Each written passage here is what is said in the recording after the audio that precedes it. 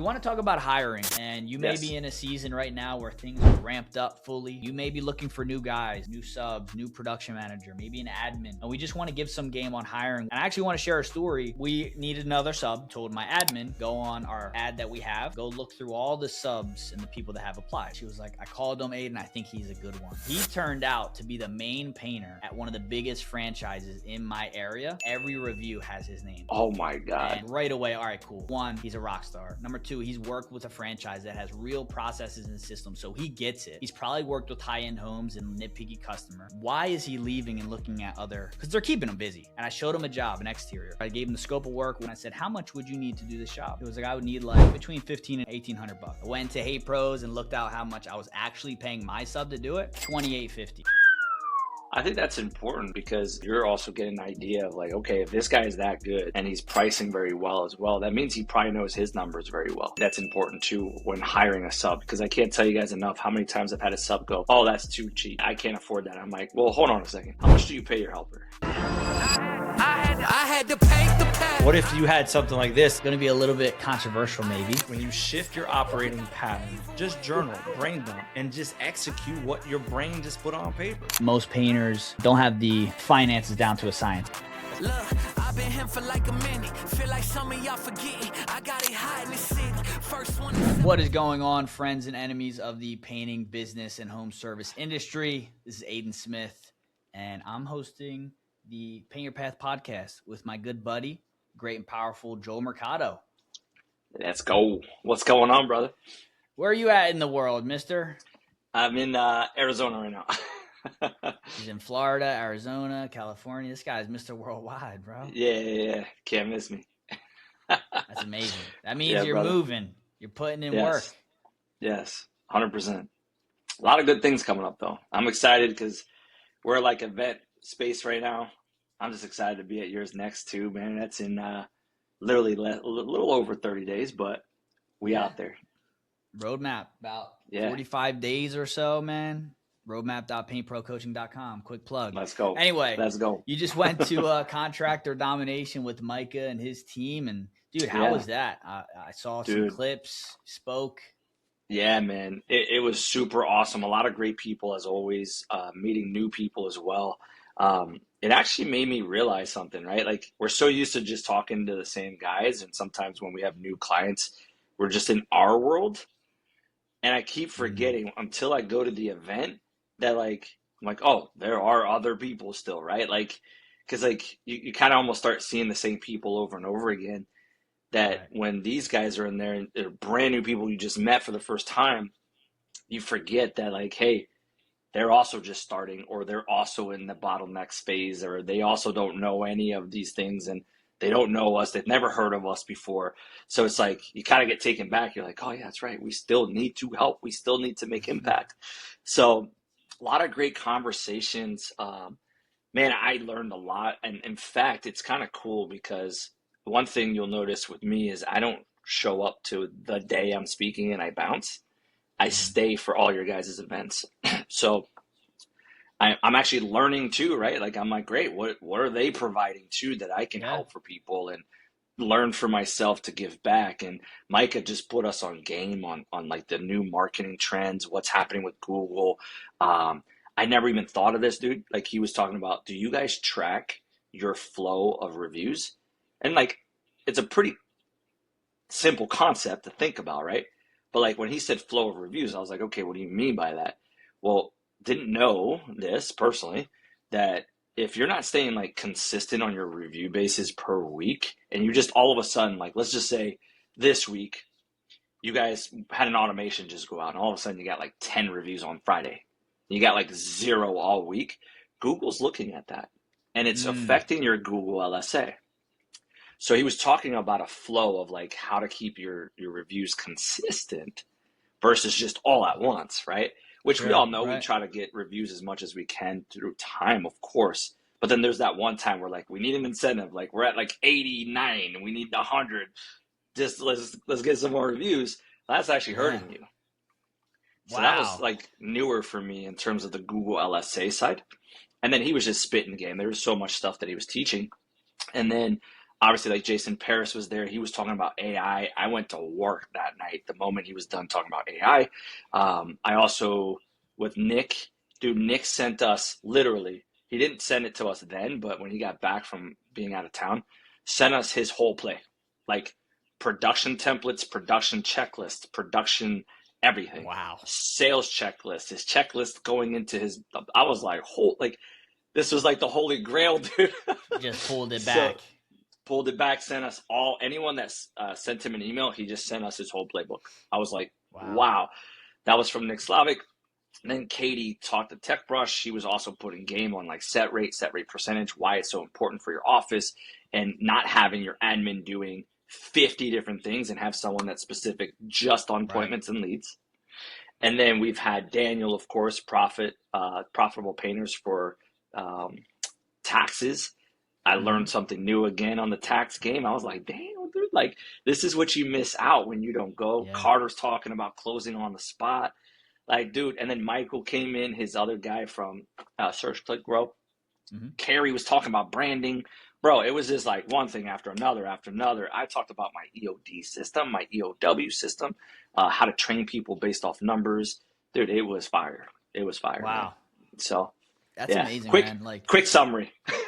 Yeah, no, but like that's kind of what you miss when you don't go out and get to these events. And right, like, yeah, it's going to cost you some money, but it's an investment in, you know, one thing that you learn and you take back and change and implement in your business. I mean, it creates a ripple effect, right? And now you see it. I mean, we've seen it so many times. The guys that are going to these events, they're making the best and biggest and, you know, most effective changes in their business. And we're seeing it because we fast forward a year or two and we're like, oh my gosh, you're already at 2 million. You're at 3 million. You have another location, you know, and these are guys that showed up. And, you know, I would just encourage anybody to get out there, man. Be as active as you possibly can. Connect. I mean, you could have gotten Nick Slavic's entire playbook.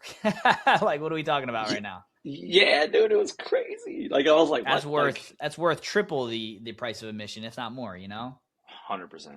And I think also, it's also a credit to Micah, right? Like wanting to go above and beyond, wanting to bring out guys that he knows are going to deliver and add value and stuff like that. So, yes, I think, you know, the community that we have, that we know, and that we're, you know, linked up with, it's cool, man. It really is. And I love that you did mention there, you want to make sure we're open to new faces and whatnot, right? And not too closed off, because I feel like that could get a little cliquey. And I really don't want that, even for myself. Yes. You know, I'm the type of person that, like, I'm going to do me.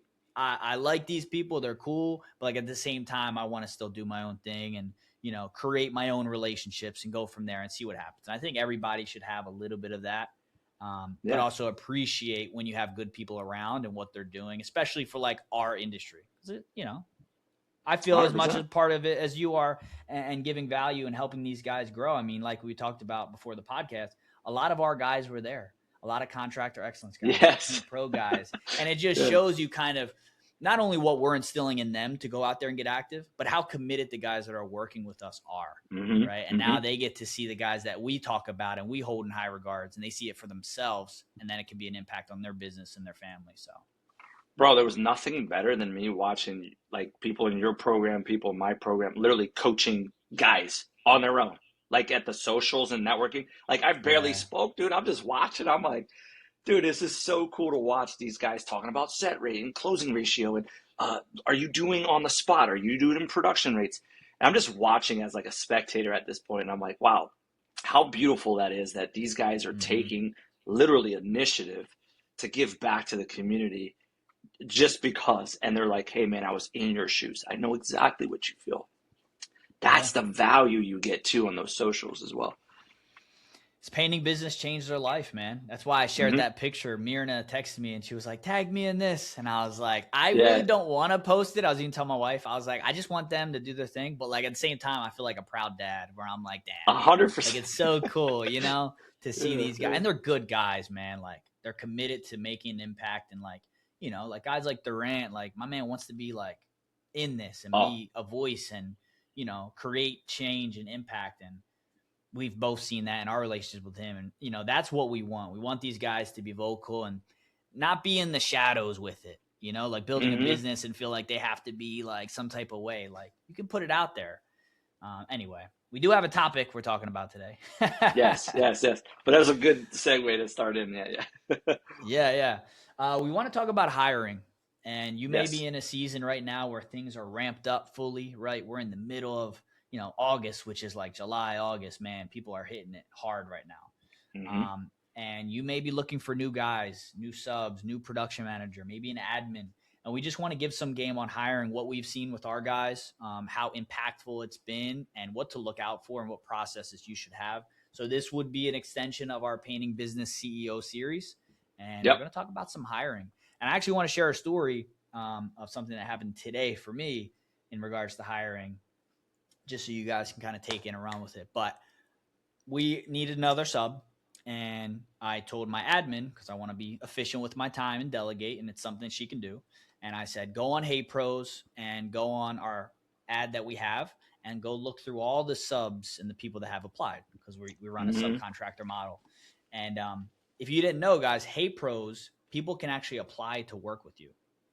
That's So so sick. she had ran through all the applications and saw to make sure everybody, that she called met the requirements. And she was like, hey, I'm not having such great luck. And then one came through the other day. And she was like, I called him, Aiden. I think he's a good one, right? And like, she knows what kind of things I'm looking out for in the questions asked. I gave her a whole bunch of questions. And she was like, call him. So he turned out to be the main painter at one of the biggest franchises in my area. And I looked up the other franchise, and every review has his name. Oh my God. And I'm not going to, say names or anything like that, but like, that's kind of what we're working with. So I'm like, right away, all right, cool. Number one, he's a rock star. Number two, he's worked with a franchise that has real processes and systems. So he gets it. He's probably worked with high-end homes and nitpicky customer. So like, if he's their main guy and he's applying for another company, number one, I feel super good about what we're putting out there as far as like our standards and how our presence has been. And then number two, I'm like, why is he leaving and looking at other, because they're keeping him busy. There's something else there. 100%. So we met up, we had lunch. He was like, dude, I've been seeing you, your videos, man. You guys popped up pretty quick and all this kind of stuff. And I was just like, there it is. do. There it is. But I was just talking to him, man, getting to know him. And turns out his entire family works for them. And he just feels that like he keeps busy, but it's not like making an impact for him. And we walked through some jobs and stuff because I wanted to set expectations. And I showed him a job, an exterior. Everybody can do this. Make sure you take this. I showed him an exterior. I gave him the scope of work, worked through the work order with him. And I said, how much would you need to do this job? And he said, like 3 guys, 3 days. He was like, I would need like between 15 and 1,800 bucks. I said, okay. I went to Hey Pros and looked out how much I was actually paying my sub to do it. $2,850. And I was just like, I think this is going to be good. We found You know our what I guy. mean? Yes. Yeah. So that pumps me up, that makes me want to be like, all right, cool. Let's do it, man. And he's a good guy. Yeah. So we'll see, right? Of course, I don't want to get too, but we're going to go through the process, try him out, get his paperwork. And I just wanted to share that with everybody.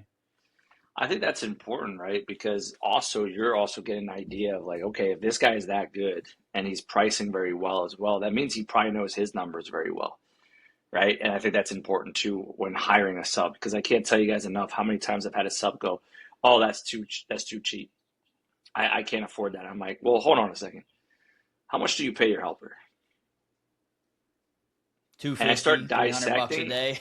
Yeah, something like there's something super ridiculous. And I'm like, well, that's not my problem. That's a you problem. Yeah. You gotta have to fix out whatever your internal process is. I'm not gonna pay for your lack of leadership. That's not on me. That's on you.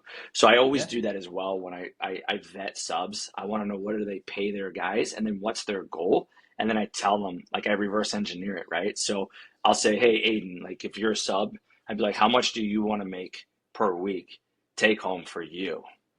And then you would give me the number and then I'd be like, okay, how much do you pay your guys? And then I reverse engineer it and I put it at like, let's say 33% is my budget on it. I go, okay, I need you to produce X dollars based off what your goal is. Can you produce that per week within 40 hours? Yes. Boom. Versus like trying to like really go off of them. I teach them my formula based off their goals. And then we come to an agreement of Can you produce that amount per week? If the answer is yes, great. That's a win-win for both of us, because now I have my job cost at 33%, right? So something to consider as well. Yeah. And it's good because they give you what they want. So now you're working with them to attain their goal. Correct. Right. It's no longer about you. And that approach really lets them say like, okay, if you want to make more, well, guess what? We got to produce more, or we got to bring on another guy, or we got to reduce your costs in some way. And then they start to like think about in their own business, what other ways am I not looking at it like this? And where maybe the expenses are being eaten up, where I don't necessarily need those super high expenses, and that's why I'm drowning a little bit. Or maybe I think this other company isn't paying fair, but it's really on me, you know? So a lot of times it's a wake up call, man, because a lot of these guys, they're just looking for, oh, what's the cheapest somebody can do it for, right? Whereas I could have easily said, oh, 1,800, oh, I'll pay you $2,000, right? Or whatever it was. But I stuck to my processes, my numbers, like you said, 33%, right, in that range. And it's like, if that works for our company and I can pay you more, like, why wouldn't I do that? Right. 100%. So 100%. Don't you know, have good standards, man. Like really look at like a good system and process. And that's why it's good to have a coach and someone who you can go to and say, does this number make sense, right? Based on what you know about me and kind of what we're trying to do with our company, do these finances line up? Or am I in the wrong, or are they messed up with what they're saying? And you get to have that clarity, and it makes running the business feel good. You don't feel sticky or unsure. Facts. Facts. Yeah. I couldn't agree more with you, brother. So now that we kind of saw like that subcontractor interaction and somewhat of the hiring process, what are you seeing with W-2 guys? Because I think you're a little bit more familiar with that as well. Take me through like what you look at as far as W-2. So this is something that's not talked a lot about in the industry unless you're really working with like a consultant. And I say consultant because I believe coaching and consulting are two different things. Guys that are very, very just driven by numbers and not really supporting you are consultants, right? Where they're just like, this is just what it is. This is what you need to do. Done. That's it. Right. And what I've seen is a lot of guys, when it comes to W-2s, they don't know what their burden is. What's the cost? So like, let's say they're $25 an hour. What does that look like with taxes and all that? Because it's not $25 an hour. It could be $28.78. It could be whatever that number is.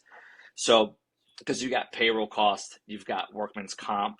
I find out what that number is, and then I put a number percentage per person so that I know that we still stay within our budgets when hiring a W-2 employee. The other thing is when onboarding them, my process is I like to do a on-job interview. So I'll actually have them come to the job site, I'll pay them for the day, and I'll actually watch them for the day. And usually that's what I used to do when I ran production. So that was my process for W-2. A sub, I would go to their job site and watch how they did so that I can, I vet them on their jobs, not on my own, because I don't want them to mess up my own job. So I would actually go to one of their jobs. And if they were weird about that, I already DQ'd them. Like, what are you weird about? Like, if you're trying to go on one of my job sites, why can't I go on yours? And that for me is like an automatic DQ. And then for W-2s, I do a full day's worth of training paid, and I want to just see their basics, because there's nothing worse than you hiring someone W-2, right? And then they don't work out after a week. Look at how much money you spent coaching them, training them, getting them uniforms, whatever your process is.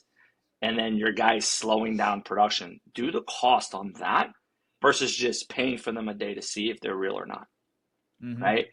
And that's super important for me. Some guys will do a full week's training. I don't do that. I know based off the first day, is this guy as skilled as he said he was? The answer is no, and I think I like him. I'll still keep him and train him. We just go from there. So that's kind of my process when it comes to a painter. Painting's the one trade that you can know right away if somebody's like the real deal, you know, or even has good standards, right? They show up, they got all the equipment, maybe their own tools like here and there. They lay down tarps right away. They start pulling out outlet covers, doing prep. Like, you already know, okay, I got somebody who's pretty decent. I've ran through a ton of shit painters in my day. And, you know, I probably didn't have the best standards like I do now. But like back in the day, man, I was going on Craigslist. Like you were showing up and we were praying that you were decent on this job. Yeah. That was my Yeah. whole process. But a lot of guys still operate like that, man. It's crazy. Yeah. Well, I don't think it'll ever change really. A lot of people will still continue doing that for some reason. So yeah, agree. And then I love that you said that the cost of the painter, because right now we're redoing the production rate video in DripJobs. Mhm. Shout out to our sponsor, Path 30. Yes. If you want 3 months off or 30% off for 3 months. Said that right? Yep. Yep. Path 30. And we're redoing the production rate videos. And one of the things I'm covering is that all in cost hourly. You know, what does it cost your company to have a painter there for an hour? So it's like, look, you could be paying him, like you said, $25 an hour, but after his payroll tax, workers' comp, the whole nine, now you're all the way up to 30 something and change. And yes, you only look at the 25, but you got to look at the 32, 34, 35, right? And that could go way up depending on what state you're at. So knowing 100%. That, and DripJobs does have a calculator for that, guys. So if you go into the settings on DripJobs, they have a calculator to break that down. So I would definitely use that.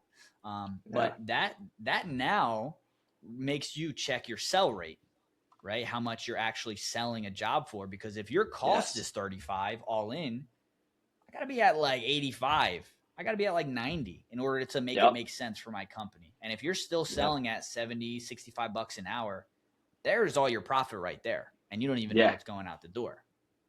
And that's the craziest part. When people come to us, they go, I don't know where the money's going. I'm selling this, I'm selling that. And then when we go under the hood and we just go deeper in the layers, we're like, okay, do you know what your percentage is on payroll? Do you know what your percentage is on this? No. Well, there you are, brother, right? That's it's important. These are the higher level. That's why I like this CEO series that we do, because these are the higher level things we look for that you and I teach our people. And it's important to pay attention to. Because at the end of the year, you go, there's no more money. Well, it's because you're not paying attention to your process, right? And that's super important to calculate for sure. Dude, I've seen guys do 1.5 million, taking a hefty salary, not understanding that concept, or not being able to have the tough conversations of, hey, we need to make adjustments, like you said earlier. And they're not taking home 5% margins, 7% margins at the end of the year. And it's like, you might as well just go work a job.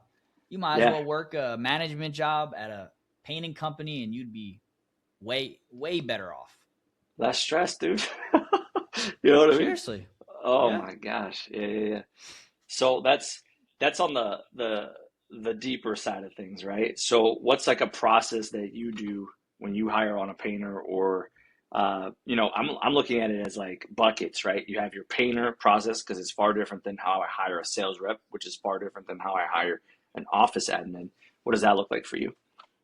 Yeah, so we typically do subs in our business, but when I'm advising people when it comes to W-2, I would say number one, you never want to be desperate, right?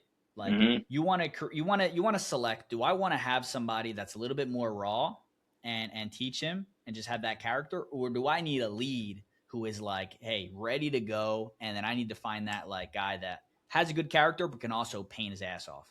And a lot of times they're way harder to come by.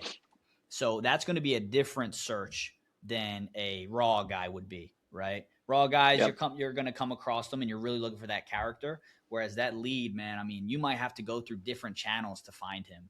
Facebook groups, asking around, putting boards out in local stores and stuff, right? And flyers, because those are the guys that aren't necessarily on the Indeed and searching. But if they come across something and they hear something down the grapevine, I'll take a look, you know, because I was that guy. Like when I worked for a franchise, I was the guy that was like their top guy. And if someone would come across my desk and I'd see it, I'd be like, okay, what's up with this? But like, you would have to be really enticing in order for that to happen. And it's almost like when I worked in corporate, you know, the best and most prestigious corporate jobs, you couldn't just apply, right? You were just a drop in a bucket. It was like you needed to know a guy. You needed to, you know, find someone that got you in, and that the timing just lined up right. And he was like, we actually have an opening. And then you find that person. So it really is that constant search of like talking to people. I think that's underrated. Like that's how I found my first sub. Was I literally, any painting van I saw, I just went up and I said, hey man, I'm starting a painting business here soon. I need good painters. Are you interested? And you'd be surprised. They'd be like, hell yeah. My current situation sucks. Stay outside of a freaking store, Sherwin or whatever store. I used to hand out my business cards all the time. It's like, hey man, you own a company? You want to be a sub? Yeah, that's what I did in Arizona. You may not need me now, but you will potentially. So just keep me in mind. And they will. They for sure will. I can't tell you how many times I walk in with subs, man. They got stacks of cards that they grab from like the stores, you know, when they have them on the boards, that they're calling other painting companies. Hey, I can help you out if you need any help. So yeah, I agree with you, man. Yeah, and then as far as like the process, man, you got to have some kind of like you have friction with a lead, right? It's like, hey, if I have a lead come in, you got to fill out a form, you got to make sure we're a good fit, all that kind of stuff. Take that same approach when you're hiring really anybody. You want to make sure there's like in Tanner's book, 31 Days of Value, some character-based questions, right? That go on like, hey, not only, you know, what makes you a good fit, but tell me about you and certain situations that may have occurred that you reacted in a certain way, and like kind of just go through that, you know, like I call it corporate questions because that's the only thing I can refer to is my experience, right? Whereas with painting, especially back in the day, there wasn't many of those questions. Now the trades are getting elevated and we're starting to go more character and whatnot and fitting the cultures. So that's I love cool that you mentioned actually. that. Yeah, I love that you mentioned that because that friction, like you said, no different than leads. When you do that on the hires, you know you're hiring the right people. And Tanner talks about like he has a jot form. So not only do they fill out something in Indeed, now they have to fill out this questionnaire, and he automatically disqualifies them if they're not filling out that form. Well, for me, I have an interview question scorecard that I do. So if they answer them out properly, if they score below 80%, I won't hire them. Because a lot of people say that not everybody's leaderships are born to be a leader. I don't believe that. You can become a leader. You just need to learn the skills. And when I look at the characteristics of a person, I go, this person would be a really great leader in the future, and I want to hire them now, right? But if they score really poor and I still like them a lot, I just know that's going to be a longer journey to teach them to feel better and get better at those skills. So that's my process. It's called the leadership interview scorecard. And we do a scorecard on it. And then we go, hey, they're below 80%. And we make a judgment based off their integrity. And if they're a person of interest that we think we can skill up, or we just put them as an apprentice or a different seat than what they're doing. Damn, that's pretty sick. Yeah. I haven't showed that to you. You know what I also... No. I never... I got to show that to you. Yeah. I'm sure it's gas. Sounds good, man. You need that. But also, I like, you know, when it comes to like project managers and kind of going up the totem pole, I hear companies doing like, hey, you're starting out as an apprentice. I don't care where you get hired, like in the painting realm, right? Yeah. I respect that as well. I personally don't have anything like that experience-wise. But like I know Nick Slavic, any of his painters start, hey, you're going to be masking for 2 weeks straight, and then you're going to graduate to something else. I appreciate that, man. That's buy-in, that's sweat equity, that's understanding every level of the business in order to have that perspective so that you can be more considerate in your job and really speak to, hey, here's what it's like for our painters to do this work. And like, I think that's important. I love that. Yeah, I think he mentioned on Saturday that it's like a 6-week apprentice program where they all go through the program start to finish, know exactly how they do things, and then they move up. Mine was different than that. I had a crew that did onboarding training. So his name was Oscar. If you didn't learn from Oscar, whether you were foreman, helper, or an apprentice, Oscar was their trainer. So if it took them 30 days, they would be with him for 30 days. If it was 60, 90, whatever it was, then he would report to me and say, okay, he's graduating to now become a crew lead. You can create a crew with this man because he knows exactly our processes start to finish from exterior, interior. So I paid a guy. His sole purpose was to train everybody. Didn't matter. You're training him. They're on a job site with you. You're teaching them how to be a crew lead. You're teaching this guy how to be a helper, and this guy had to be an apprentice. I felt that was good because if they worked really well as a group, then we just turned them into a whole new crew. Gotcha. And then from there, we just kept doing that. And then if I didn't, let's say next month, if I didn't have a crew lead that applied, but I have a helper that applied and two great people that have zero paint experience, then they would go through our cycle of two apprentices and advanced helper, and he would train them as a crew. And then we would place them into different crews based off what their experience was. And that's Right. how we did it over time. And it worked really well for us, man. Like, dude, at You one guys were dialed point, in. Damn. yeah, we were at one point, I would say, right when I exited, we were at like 16 crews, and they were all Wow. 3-man crews. So at that Three's point, a sweet it was spot. I just, always said that. I love me a 3-man crew. The best. It's dude. just easier, man. It's more efficient. That's my You got the personal lead, opinion. So you got the, mid-tier painter, and then you got the apprentice, and it works, man. yeah, Most jobs get taken out like that.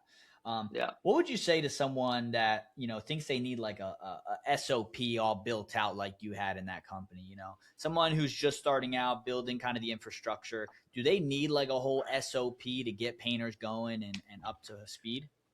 I think at some point, absolutely, right? Like, I think, because this question actually was asked at the event. Everybody was like, I just feel like I'm so behind. And this business was like, I think he does siding. So he wasn't a painter, but he does siding. Okay. And he's like, dude, we're so behind. I'm like, what do you do in revenue a year? And he's like, 7 million. I'm like, you didn't just land 7 million by mistake. Like, you clearly Right. have SOPs somewhere, right? You got Like, there's some no stuff way. over there, man. Yeah. So when I told him, I was like, I don't ever think we ever stop doing SOPs, right? Like, I'm constantly building new ones now that I'm coaching. I'm like, man, I would have loved an SOP like this for me when I was Yeah. operating, because things are changing. So two different answers to that question. Do you need an SOP to get started? In the beginning for me, I didn't feel that way, because Mhm. there are some painters that do have a way of doing things. So like subs, I didn't force them to do a real SOP besides. Yeah, I don't think legally you're not even allowed to, right? It's like they No, have to, if there's a general guideline, sure, that's what we do. Right? correct. It's like, hey, as long as you're doing X, Y, and Z, like we're good. Little Yep. nuances, be my guest. Yeah, and for W2s, I mean, when we ran into it, there were some guys that just had cooler processes and they were better at it, or they had a different Yeah. hack. So we weren't really like 100% like, nope, that's the only way you can do it. Because there were Love some it. guys Okay. that came with so much experience that we were like, okay, like as long as you do the basics and you at least teach our guys the basics Mm-hmm. and hold them to that standard, we're okay with that. But some guys, like, I would walk to a job site and let's say we're spraying walls, and instead of masking it, I had a guy who was just sick with the shield, like by Gotcha. himself, Right. shielding Mm-hmm. and spraying. And I'm like, well, I can't get mad at him, man. He's finishing Yeah. it fast, he's quick, Mm-hmm. and there's no overspray on the ceiling. Who am I to say? The Run dude it. figured out how Yeah, to run do it. it. So that's why I'm like, I'm not like 100% like, oh yeah, that SOP has to be there. Yeah. So yeah. What we've done in our company is we don't have like like I said, subs, you can't legally do that, but like what we've Right. done is create pillars, and it's the same thing we go over with our clients in person. So like when we're on a sale, we're sitting down and we're going through our processes. It's like, look, we come, we establish a central tool location, we prep the area, we remove your outlet covers, we do any cosmetic repairs. Like I'm taking them through like, hey, here's the general sequences of most jobs, right? And then you have Yep. some like just, hey, always make sure we're covering the floors, make sure we're not doing anything that puts things at risk. We also do a ladder safety training for everybody that works for us, so they kind of are on the same page about Yes. all that kind of stuff. And we have an interior one and an exterior one. We don't do many cabinets, so we don't have anything like that. But as long as our guys know, hey, here are the pillars you need to check off, I'd say 90% of the things they need to know, they already have. And then we look for qualified subs, of course. So they're filling in their own ways of doing things. I just make sure, here's my thing. If you are a sub for me, I've heard guys that are like, oh, I got 10 guys. I can put a crew on your job. I don't want a crew. I want you. Right? Yes. Like I need you as the main guy on my job. If we start working together and I find that I really like your team, we're dialed in, maybe you have a second in command that like is a beast as well. All right, cool. We can talk about that. But in the beginning, I need you as the guy. I've had so many times where like I tried it. We had a guy that was like one of his guys, and then I was calling, couldn't get in touch, and now it's like a whole, customers suffering. I need you dialed in as the lead. That's my request. 100%. Yeah, I love that. And it's important to have that, what we call roles, goals, expectations. You're like, hey, here it is. Here's your parameters, but I need you to be in charge of that. So love that. Love that. Love that. How about your office? What's like an office hiring? Dude, I feel like we both have like dialed in office stuff, man. Because I recruit admins, night and day. That's like on active. Yeah. And we train them as well as a part of it, right? So we're not just placing someone. I get on a call and I make sure you guys are like onboarded, set to go. They're trained. You don't got to worry about it. And I know so you actually, yeah, sorry to interrupt, but you actually have a program for that separate than just one-to-one, don't you? Like onboard a VA, or like, what's that look like? Yeah. So, it's funny how this coaching spiraled, bro. I mean, I'm sure you can, shit changes all the time, dude. Yeah, you can attest to this. But like, you had your coaching, and it was like, cool, helping painting businesses scale. And then every single time we take someone through our process, we realize that there are certain pillars that they need help with. It's always, for me at least, estimating, systems, sales, and then typically we would do an admin. And it would be a virtual assistant because we're trying to keep costs low. And this is right in line with our hiring, right? And what I found was, number one, painters have never had like a corporate or a business background to like onboard and train and like dial someone in, right? It's just not natural to them. They're good with painters, but when it comes to a management team, it's kind of like, damn, I don't even know how to do that, right? So the best thing about hiring me for this is not only have we recruited so many painting specific admins that know the lingo, that understand the background, that have the pleasantness about them, limited accent. But once we get them in and you finally say, okay, this is the one, I'll hop on a call and literally do an entire onboarding process, right? We'll go through the script, pay, expectation, hours, the software. Like, I want you after that call to say, okay, I can take it from here. Bro, I need to start sending you people, man. That's awesome. That's the gap you put in, which now you guys don't need to worry about because that process is given. Aiden's handling it for you, and now you just keep plug and playing, right? I love that, dude. That's super sick.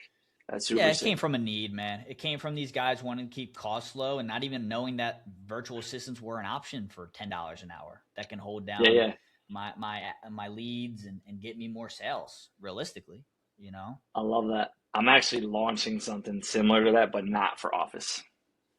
Gotcha. It's for sales. Okay. Yeah, yeah.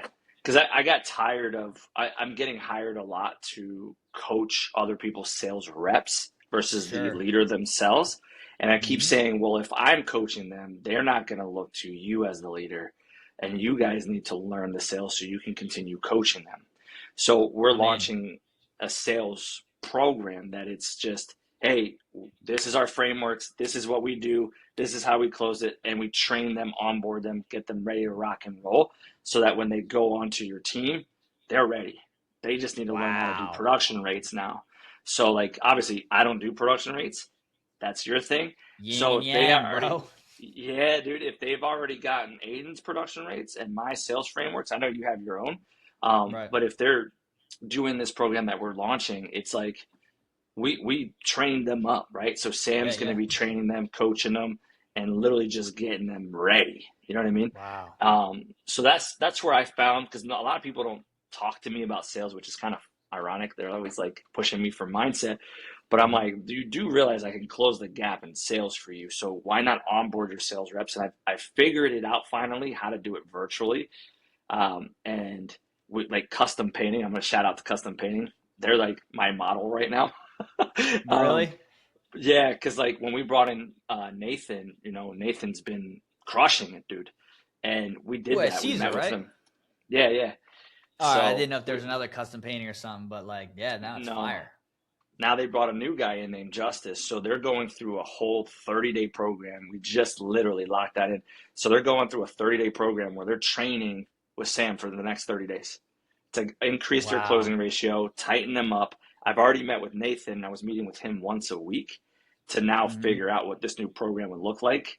And we just keep increasing. So we're excited about that. Is But I think a Nathan lot the of people, guy that has like longer hair?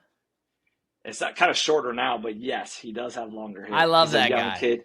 Isn't he Yo, awesome, dude? Nathan, you're the man, bro. When I first saw you on the video on socials, I told Caesar, that's the guy. This is going to be your stud.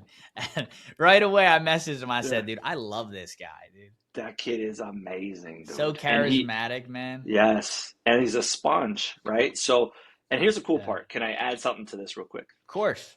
I don't want to get any heat on disc assessment, but I'm throwing it out there again. They've been hiring people based off disc. And every single time that they've hired off disc, it has not worked for them. Dude, you got to make the Mercado assessment, bro. That's what I'm saying. So I hopped on the call with Nathan, right? When I met Nathan, I interviewed Nathan. And on his disc assessment, he's a high I. And everybody's like, I don't know if we should hire him. He's not the D that we're looking for. I was like, I like the dude. I just interviewed him. Yeah. I would hire him if I had a painting company right now. And look, guys, I just want to make some facts here. You're losing opportunities of people. Is the disc assessment Because great you're to weeding know? them out because of the disc. Man, Yeah. how about D's nuts? How about that? Shout out Nathan. I'm telling you, bro, because Nathan's crushing. He's doing phenomenal. He had a week that he sold over $100,000 in a week. He's only been with them maybe 90 days, 4 months. Come on. You know what I mean? Here's the thing. So ready for this? it's a reality. Sorry to cut you off, right? But Yeah. you can sell painting different ways, right? Like, Yes. dude, you could, oh my gosh, you could be a conversational like person and someone that's like in the weeds of like, and you could sell a lot of jobs that way, right? Yeah. There's a method that you teach, right? That I teach of just asking for the sale and progressing the sale into a natural yes, right? Mm-hmm. And just because you're not a high D does not mean you can't sell, right? And how you do things, script wise, approach, man, you can interweave that and you can make that work. So I'm glad you actually did that. Yeah, because they're saying that, hey, a high I is more, it's influential and whatnot, and they're better like leaders essentially, right? Where they can feel for people, or however, I don't even look at the distance. Yeah, I got you. Know how it works. I got you. But I just knew that I liked the integrity, I liked the character, and that he listened very well. And we've been training him, man, and he's been phenomenal. He's doing a phenomenal job, and they're super happy with him. He's got great energy. He pumps up the team, and even on their production calls, he's getting them excited. And it's important that you guys hire people based off integrity and character. I keep preaching this, that skill can be taught any day. So be careful how you're weaning certain people out also when they might be a great candidate for you and you just need to teach them the skills. So like the office, you have a process that you're onboarding the office, right? Boom, boom, boom, boom. And then you're like, okay, here you go. They're ready to roll for you. How beautiful of a process is that you don't have to stress. You have Aiden coaching that up, and now it's just a plug and play. Like, don't get where were we years ago? I always say, as long as we're around and people like us, like our programs and stuff, you should not have a franchise. You should not ever buy a franchise. I'm sorry. No. But it goes back to that episode we had with Nick Slavic where he said, are they a good human? Yes. Are they willing to put in the work? Yes. Like he just went through like basics, man. He's like, let's just look at it from a human to human level, man, and not over assess these guys because they can change. People can change and people can, adapt your systems. And I love that he came with that approach, man. That's why he's such a gem in this industry, to be honest. 100%. And he doesn't like flowers, but flowers to you, Nick. Yeah, 100%. And one of the things about custom painting as well, and Caesar and their crew, we just placed an admin for them actually, which is like they love her. She's a rock star, and he was like, "Get me another stud." And girl, Spanish, Haiti. I think it's Haiti or something. She's awesome, dude. I didn't know you play. See, this is cool because I get to coach him on the other side of things. So I didn't know that. But yeah, she's super cool. I don't want to get her name or anything like that messed up. She's from, I don't know. She has a slight accent. I'm sorry. I'm blanking. No, but yeah, it's Haiti. But regardless, Haiti. He was like, give me another rock star. And he just sent me the money. I just seen it in my Stripe. I'm like, well, I guess we're searching again. That's how it works, dude. Absolutely, That's so man. funny. That's awesome. How are we on time? Okay, we got like a couple minutes. So real quick, let's touch on sales reps for a second, because that's your new launching program, which I think is going to do freaking amazing for guys because they need it. What are you looking for? What are you looking out for? So, or you're training the owners, right? We're actually training their sales reps. Okay, so talk me through that. Yeah. Okay. Yeah. So what it is now is we're literally going to do a group where it's a once a week group, but then we're doing one-to-one training on this onboarding process, right? And it's on a daily basis. It's 5 days a week for 30 days. So for 5 days a week for 30 days, we're just getting in your head. Damn. We're teaching you how to overcome objections, what that looks like. We're just doing straight boot camp virtually, right? And then we're going to assess them. At the end, they're going to meet with me at the end of 30 days, and I'm going to assess them based off how well they did.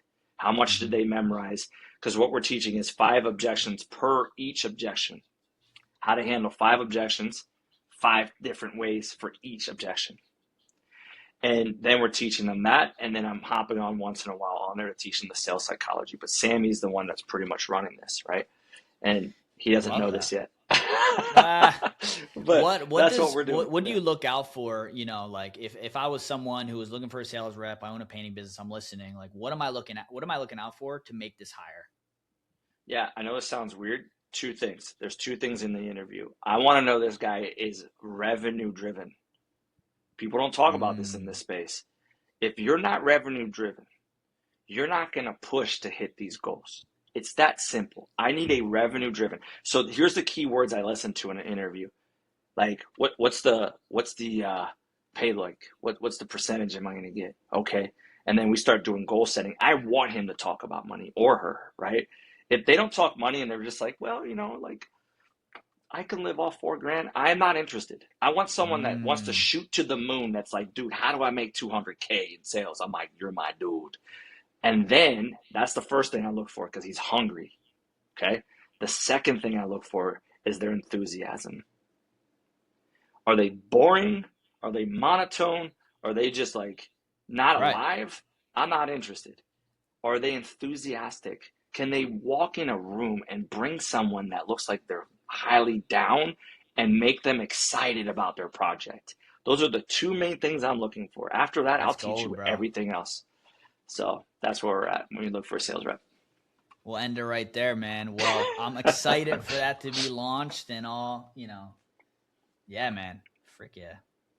Let's go. So that's the Painting Business CEO Series Hiring Edition, guys. If you need us, if you have any questions, man, feel free to reach out, me and Joel, via Instagram or however you guys will find us. And we'll see you guys on the next one. We appreciate you tuning in. Yes, sir. Peace.